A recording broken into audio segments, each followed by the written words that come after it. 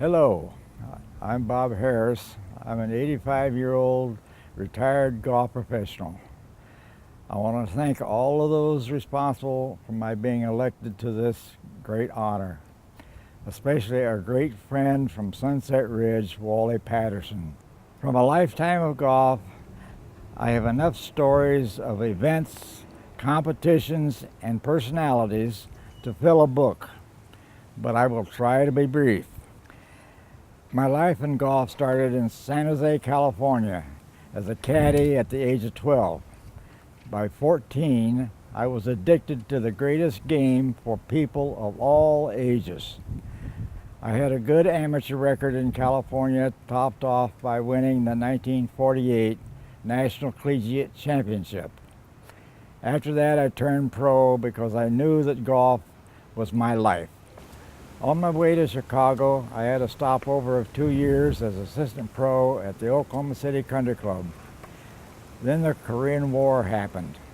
While on maneuvers in Japan, sleeping on the ground in a pup tent, I received orders to play in the Japan Open.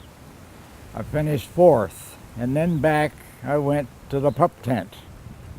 Arriving in Chicago, I spent 2 years as assistant pro at the Edgewater Country Club. During my stay there, I shot a 59.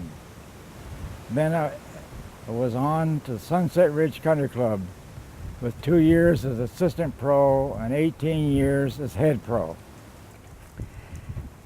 The 20 years I spent at Sunset Ridge were outstanding. A wonderful golf course with a very active membership. While at Sunset Ridge, I won a number of local championships and events. The best was the Illinois PGA Match Play, 6 years in a row, and runner-up the following 2 years. Things are much different back in the 1950s and 60s. A club pro could go out and play in about any tournament he wanted. So when the snows came to the east, off to the west for the winter tour. During all those years, I finished second, third, fourth, fifth, sixth, seventh, all the way down to last. That second place finish happened here in the 1960 Tucson Open. For that, my prize earnings was $1,900. My best year, I played in 10 PGA Tour tournaments, finishing 36th on the money list for the year with earnings of $6,000. It was the desire to compete with and against the best players of that era. That is what drove us, even though there wasn't much prize money. I also played in 2 Masters, 7 U.S. Opens, and 2 PGA Championships. Besides teaching, running events, the job consisted of taking care of the members' desires and needs. We had a great caddy master. Tony took care of over 100 boys as if they were his own sons. These boys were earning honest dollars while going to school. My favorite story is of Joe, an outstanding young man who was a caddy and worked for me. He studied hard to be in a position to earn an Evans scholarship. Joe had 2 sisters already in college. He applied, but was rejected. The story I got was that his parents both worked and their home was paid for. Joe was devastated.